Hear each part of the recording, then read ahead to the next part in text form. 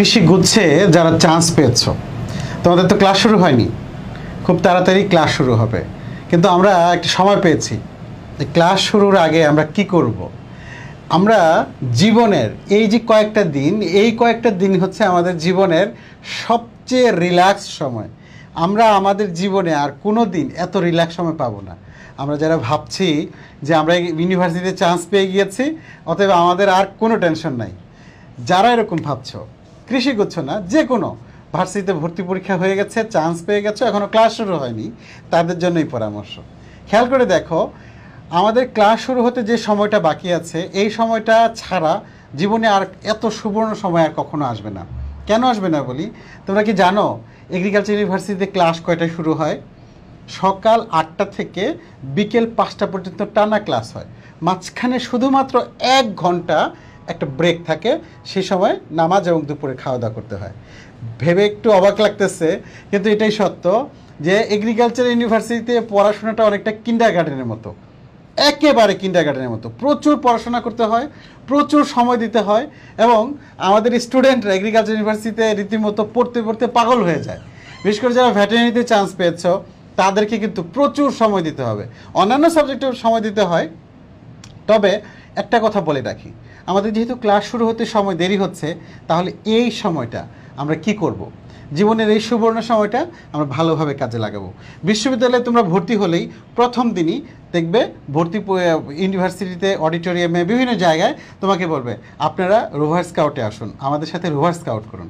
কেউ বলবে আপনারা রোটারি ক্লাবে আসুন, আমাদের সাথে রোটারি ক্লাবে যোগ দিন। কেউ বলবে আপনারা বাঁধনে আসুন, বাঁধনের রক্তদান করে সমাজসেবায় এগিয়ে আসুন।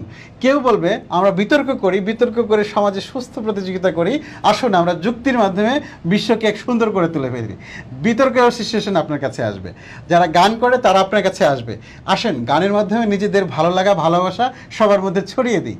আবার যারা কবিতা করে তারাও কিন্তু আপনার কাছে আসবে, বলবে আসেন চুপ কবিতা চর্চা করি, সাহিত্য চর্চা করি। বিশ্ব সাহিত্য কেন্দ্রগুলো আছে সব বিশ্ববিদ্যালয়েই, বিশ্ব সাহিত্য কেন্দ্রের পাঠক চক্র হয়। প্রতি সপ্তাহে তারা নিজেরা একটা বই পড়ে, তারা আলোচনা করে কোন বইটা ভালো কোন বইটা মন্দ, বইয়ের রিভিউ তারা দেয়। এই যে তাদের মধ্যে তারাও আসবে। আবার ধর্মীয় গ্রুপ যারা আছে, যারা বিশেষ করে মুসলিম কমিউনিটিতে তাবলিগ যারা আছে, তারা আপনার কাছে আসবে, আসেন আমরা না পড়াশোনার পাশাপাশি নামাজ কালাম দিনী শিক্ষা আমরা করি। রাজনৈতিক দলগুলো আসবে আপনার কাছে, এসে বলবে আসেন ভাই আমাদের পলিটিক্সে যোগ দেন, নিজেদের মধ্যে লিডারশিপ ডেভেলপ করেন। এরকম নানান রকম আপনার লোকজন আপনাকে ভিড় করবে। বাট এটা হচ্ছে, এই সময়টা হচ্ছে আপনার জন্য সেরা মুহূর্ত। আপনি ডিসাইড করে রাখবেন আপনি আসলে কি হতে চান, আপনার মধ্যে কি প্রতিভা আছে। একটু নিজের মধ্যে চিন্তা করেন যে আপনার বই পড়তে হয়তো বা ভালো লাগে, আপনার হয়তো ফটোগ্রাফির নেশা আছে, অথবা আপনি ভিডিও করতে পছন্দ করেন, অথবা মনের মধ্যে আপনি হয়তো বা গিটার বাজানোর একটা টুংটাং গিটার বাজানোর একটা অভ্যাসও রয়ে গেছে, কিংবা ইউকেলেলে পারেন।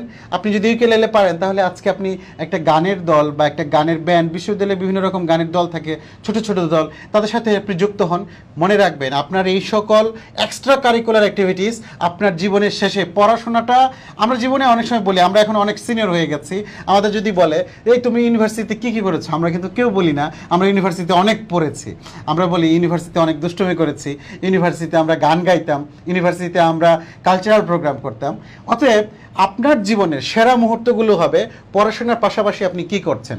এবং আপনি চাকরির পরীক্ষায় ভবিষ্যতে দেখেন, আপনি বিসিএস ক্যাডার বলেন, প্রাইভেট চাকরি বলেন, যে কোনো চাকরি বলেন, সেখানে ভায়াবাতে আপনাকে বলবে আপনার কি গুণ আছে। আপনি তখন বলতে পারবেন আমি অনেক পড়েছি, আমি অনেক পড়তে পারি। এগুলো বললে হবে না, আপনার কাছে জানতে চাইবে আপনি কি গান গাইতে পারেন, আপনি কি কবিতা বলতে পারেন, আপনি কি বিশ্বের বিভিন্ন রাষ্ট্রভাবনা, রাষ্ট্রচিন্তা, সমাজচিন্তা, এগুলি নিয়ে আপনার কতটুকু, আপনার জ্ঞানের গভীরতা কতটুকু। অতএব নিজেকে জানার জন্য, নিজের ডেভেলপমেন্টের জন্য এখন হচ্ছে সবচেয়ে সুবর্ণ সময়। নিজেকে আবিষ্কার করুন। আচ্ছা, নিজেকে কিভাবে আবিষ্কার করা যায় আপনি চেষ্টা করুন। হয়তোবা আপনি দেখা যাচ্ছে আপনি টিকটক করে বেড়াচ্ছেন, আপনি রিল ভিডিও বানাচ্ছেন, তাহলে আপনার মধ্যে হয়তোবা সেই প্রতিভাটা আছে যে আপনি হয়তোবা ভিডিওগ্রাফির দিকে আপনার মনোযোগ আছে, আপনি ক্যামেরায় ছোটো ছোটো ছবি তুলছেন, আপনার নিজের মধ্যে ফটোগ্রাফির। আপনি জানেন বিশ্ববিদ্যালয়ে অনেক স্টুডেন্ট আছে, বাংলাদেশ কৃষি বিশ্ববিদ্যালয় বা শেরেবাংলা কৃষি বিশ্ববিদ্যালয়ে আমি জানি একদিন ভালো ছবি তোলার জন্য, ওয়েডিং ফটোগ্রাফি করার জন্য তারা 10,000 20,000 টাকা নেয়। ইউনিভার্সিটিতে ফার্স্ট ইয়ার থেকে তারা এই বিভিন্ন প্রোগ্রাম করে নিজেরা হাই করছে, ফ্রিল্যান্সিং করছে, এআই টেকনোলজি, এআই টুলস জেনে তারা এআই দিয়ে নানান রকম কাজ করছে। আপনি যদি এগুলো জানেন তাহলে কিন্তু এই জিনিসগুলো আপনার ভবিষ্যতে কাজে লাগবে। অভিভাবকদেরকে বলছি, আপনারা আপনাদের সন্তানদেরকে এই কয়েকটা দিন রিল্যাক্স দেন। এই কয়েকটা দিন আপনাদের সন্তান পড়াশোনার এই যে এত এত বই তারা পড়েছে, এই যে আসপেক্ট সিজন নেটওয়ার্ক বই, জিএসটি গোচ্ছ নেটওয়ার্ক বই, নানান রকম বই পড়তে পড়ে তারা ক্লান্ত। তাদেরকে এখন আপনি আহমদ ছফার একটা বই কিনে দেন, হুমায়ুন আহমেদের একটা বই কিনে দেন, রবীন্দ্রনাথ ঠাকুরের একটা বই কিনে দেন। বাংলাদেশের দেশ ভাবনা, রাষ্ট্রচিন্তা, রাষ্ট্রভাবনা, সমাজ ভাবনা, অর্থনীতি নিয়ে তার যেটা ভালো লাগার বই। কারো যদি ধর্মীয় বই ভালো লাগে অবশ্যই সে পড়তে পারে, কারো যদি একদম ধর্মগ্রন্থ ভালো লাগে সেটাই পড়তে পারে, হাদিস পড়তে পারে, কোরআন পড়তে পারে, যে কোনো কিছু পড়তে পারে। বাট তার সুকুমার বৃত্তিগুলো জাগ্রত করার জন্য আপনারা অভিভাবকরা তাকে 5টা বই কিনে দেন। আপনি পড়তে পড়তে একসময় সে ভালো পাঠক হবে, ভালো পাঠক হলে সে একসময় ভালো লেখক হবে। আপনারা জানেন হুমায়ুন আহমেদ কিন্তু কেমিস্ট্রি স্টুডেন্ট ছিল, কেমিস্ট্রিতে পিএইচডি করেছে। কেমিস্ট্রি একটা রসকসহীন সাবজেক্ট, সেই সাবজেক্টে পড়াশোনা করে তিনি সাহিত্যের সর্বোচ্চ শাখায় গিয়েছেন। এবং আপনার ছেলে মেয়ে সে কী হবে সেটাও কিন্তু আপনি জানেন না। বিশ্ববিদ্যালয় থেকে অনেক স্টুডেন্ট আমি জানি সে পড়াশোনা করতে, কিন্তু তার কেরিয়ার গড়েছে ফিল্ম মেকিংয়ে। আমার বাংলাদেশ কৃষি বিশ্ববিদ্যালয়ে একজন আছে, সে দেখি প্রতিদিন দৌড়ায় এবং সে ম্যারাথন দৌড় করে, দৌড়াদৌড়ি করে, সেটার ভিডিও সে আপলোড করে এবং তার লক্ষ লক্ষ ফলোয়ার সেই ভিডিও দেখে তারা জানতে পারে কীভাবে সুস্থ থাকতে হবে, কীভাবে রান করতে হবে। সো এই জিনিসগুলো আপনারা আপনার বাচ্চার প্রতিভার দিকে একটু খেয়াল করবেন। সে যদি বিতর্ক পারে, অবশ্যই আপনারা জানেন আব্দুল নূর তুষার, সে একজন ভালো বিতার্কিক। বাংলাদেশে অনেক বড় বড় রাজনীতিক খুব ভালো ভালো বিতর্কিক ছিল। আমরা বিশ্ববিদ্যালয়ে কিন্তু পড়াশোনার পাশাপাশি নাট্যচর্চা করতাম, আমরা নাটক করতাম, অভিনয় করতাম।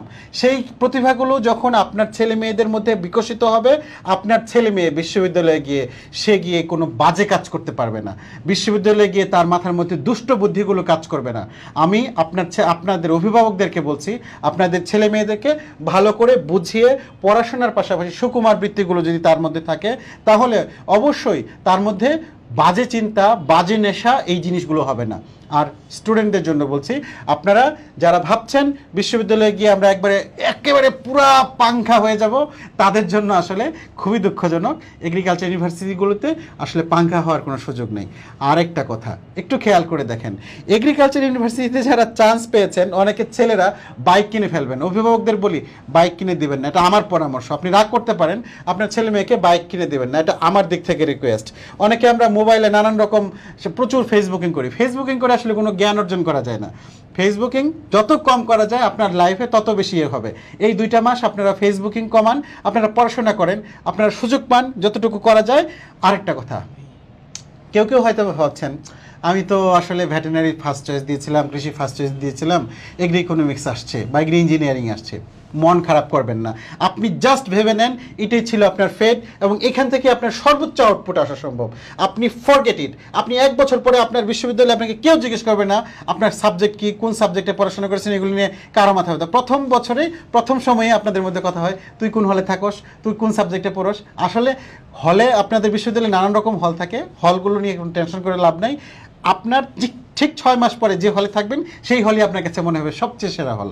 আর আপনি যে সাবজেক্টে পড়ছেন সেই সাবজেক্টই আপনার কাছে মনে হবে সবচেয়ে সেরা সাবজেক্ট, এবং এটাই হওয়া উচিত। না হলে আপনি আপনার জীবনে উন্নতি করতে পারবেন না। বাংলাদেশ কৃষি বিশ্ববিদ্যালয় সহ অন্যান্য কৃষি বিশ্ববিদ্যালয়ে কোন ছাত্ররা সবচেয়ে ভালো রেজাল্ট করে, এটা কি জানেন? সবচেয়ে ভালো রেজাল্ট করে যারা আগে খুব গ্রামের স্কুল থেকে এসেছে, রেজাল্ট খুব বেশি ভালো ছিল না, এগ্রিকালচার ইউনিভার্সিটিতে ভর্তি হওয়াটা তার একটা স্বপ্নের মতো ব্যাপার ছিল। আর খারাপ রেজাল্ট করে কারা জানেন? যারা দেখেন ক্যাডেট থেকে পড়ে আসছে, নটেরডাম কলেজ থেকে পড়ে আসছে, এরা এসে মনে করে নটেরডাম থেকে পড়ে আসছি, ক্যাডেট থেকে পড়ে আসছি, আমি এগ্রিকালচার ইউনিভার্সিটিতে পড়বো, আমার জীবনে তো মেডিকেল, ঢাকা ভার্সিটি, বুয়েট এগুলো ছিল, আমি কেন এখানে আসলাম? যারা এই হতাশায় ভোগে তারা ম্যাক্সিমাম রেজাল্ট খারাপ করে এবং ইউনিভার্সিটি থেকে তারা খুব বাজে রেজাল্ট নিয়ে যায়। আর সবচেয়ে ভালো রেজাল্ট করে তারাই যারা শুরু থেকেই চিন্তা করে ভার্সিটিটা আমার, সুন্দর করে এই সাবজেক্টে পড়াশোনা করেই আমি আমার ভবিষ্যৎ ক্যারিয়ার করব। অতএব সবাইকে বলবো, সবাই এই সময়টাকে নিজেদের যে ভালো লাগা, ভালোবাসা, বিতর্ক, কবিতা, গান, বই পড়া, নানান রকম বই পড়া, ভালো বই পড়া, সাহিত্যের বই পড়া, সেই বইগুলো পড়ে আমরা আমাদের সময়টাকে সুন্দরভাবে চিন্তা করে আমরা বিশ্ববিদ্যালয়ে ভর্তি হওয়ার চিন্তা করি, তাহলেই আমাদের বিশ্ববিদ্যালয়ের জীবনটা অনেক সুন্দর হবে। সবার জন্য শুভকামনা।